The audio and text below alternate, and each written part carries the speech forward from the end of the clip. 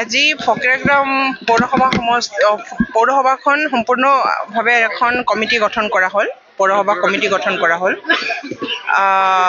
আৰু আমাৰ ৰাইজৰ এই পৌৰসভা কমিটিৰ জৰিয়তে আমি ৰাইজৰ যি আশা-আকাংক্ষা আমি পৌৰসভা অঞ্চলটো আমি যেনেধৰণে উন্নত মানৰ বিচাৰিছোঁ, যেনেকুৱা যি পৰিৱেশ এটা সুন্দৰ এটা পৰিৱেশ আমি যি বিচাৰিছোঁ, চবৰ ৰাইজক লগত লৈ ৰাইজৰ কাৰণে ফকিৰাগ্ৰামটো এখন চহৰ বনোৱাৰ কাৰণে আমাৰ যি পৰিকল্পনা, এই পৰিকল্পনাটো আমি পূৰ্ণাংগভাৱে ৰূপায়ণ কৰিব পাৰিম বুলি এই মোৰ দৃঢ় এটা বিশ্বাস আছে। আৰু খুব ভাল লাগিছে, খুব ভাল এটা কমিটি গঠন হৈছে।